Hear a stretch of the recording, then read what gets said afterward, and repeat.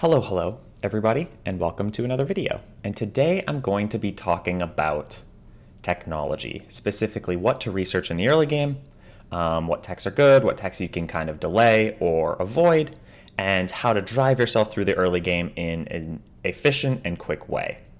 So, Kingdoms Reborn, like a lot of strategy games, is very, very science-driven. Science is kind of what matters. Science is what unlocks everything else, makes everything more efficient. This number right here is really what you want to be maximizing almost all of the time. So the number one way to increase your science right in the beginning of the game is tulips or cannabis. If you watch my city start location guide, you'll know these resources are really OP, really good in the early game, much better than any sort of building-based luxury that you can get.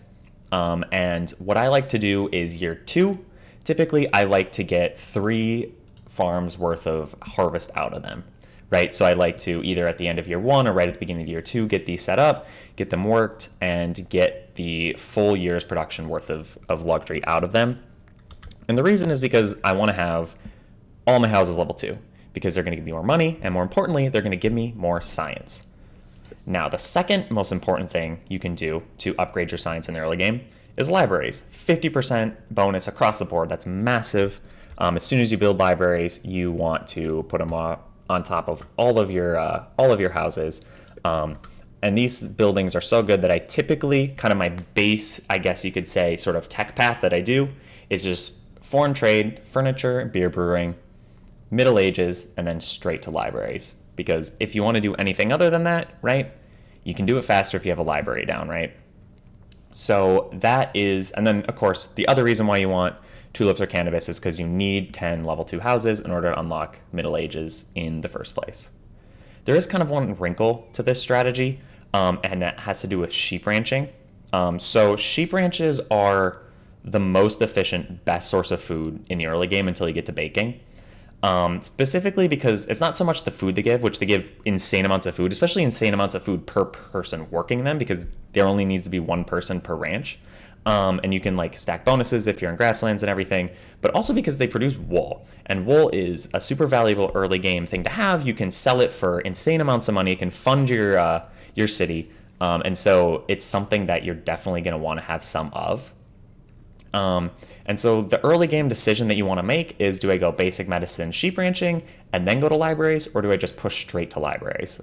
Straight to libraries will be faster in terms of science and everything, but sheep ranching has 2 big advantages. First, if you're at a high difficulty level, all of this is going to be slower. You're going to spend a lot more time just feeding your people, right? And in which case, having more efficient food is going to be more important, right?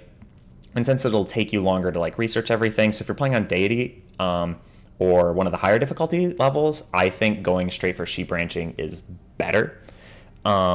Just because you're gonna need to build a lot more ranches anyway to feed your people, so you might as well be more efficient about it. The other reason is kind of a weird one. If you're playing in multiplayer, the steal card is kind of insane, right? It can steal like right now, if someone played the steal card, they'd steal like 700 or whatever money. Like that's kind of a lot. And so what you end up in multiplayer doing is you keep your money super low. You never let it go over like 300. You're constantly buying things with your trading post or trading port, and then you build up like a resource, like for example wool, and you build it up, and then you have a couple of different trading port or trading posts, and you sell it all at once, and then you buy what you need to go right back down to like basically 0 gold, because you don't ever want to have gold sitting around because it's just going to get stolen.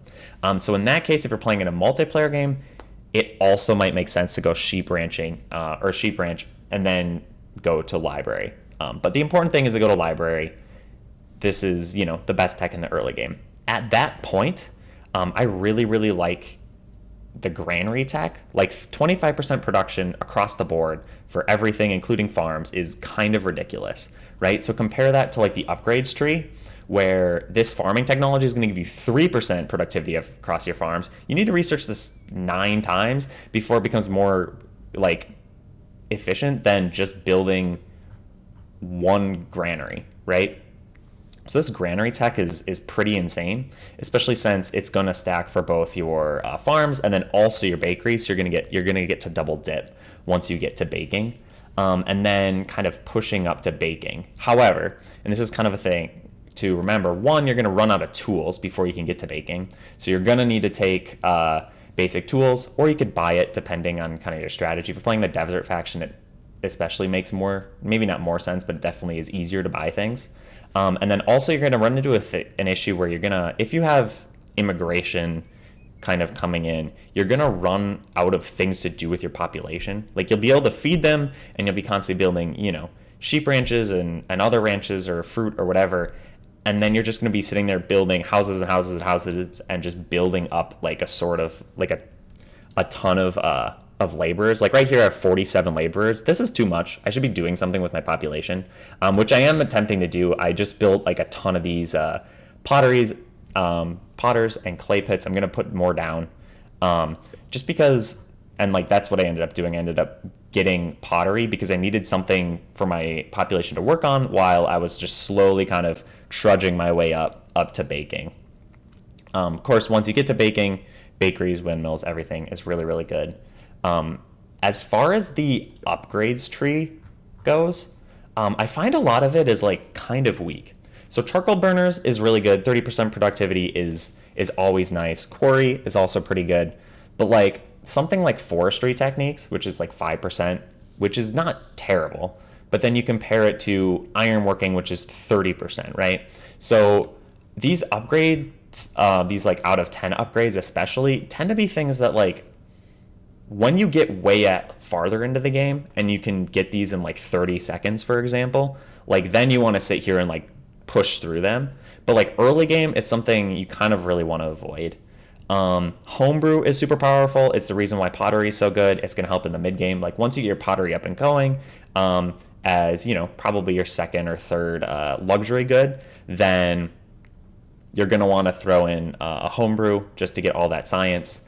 And then once I have my like bakeries up, I'll go one into frugality book, one productivity book, and then maybe like 4 or 5 sustainability books. So I have a good chunk of sustainability books to put into my bakery. Later, I'll probably come back and get some productivity books, as long as they're cheaper. My science is high enough because 20% productivity is useful. Though like 20% productivity for one single building is a little sketch, right? Like it's not a game changer. One kind of super underrated one, though, is building combo. Basically, for every 2, 4, or 8 buildings you have, they're going to get an increasing productivity bonus for, across your entire city, right? And since, you're going to have probably 2, 4, or 8, like of a bunch of different buildings, including farms, by the way, building combo is definitely something you're really going to want to push for. However, I think that baking and markets and hauling services are going to be kind of more important, right? I would get like probably ironworking next, or probably brickworking, so I can get a brickworks up just to help build bakeries. I tend to buy a lot of bricks right away to get as many bakeries up as possible, but brickworks kind of takes over that. Ironworking, and then I'll probably dive into this upgrades tree to get a couple of these upgrades before kind of figuring out exactly what I wanted to do next. Eventually, your kind of goal will be to hit the Enlightenment Age, get those 30 level 4 houses, which will take a while, so you can get the school for the same reason that you want the library, right? Giant increase to science, and then kind of move from there.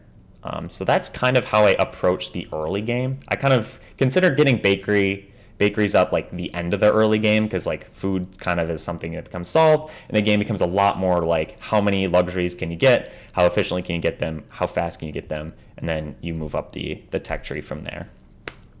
So yeah, that is kind of my guide for kind of the early game and science and everything like that.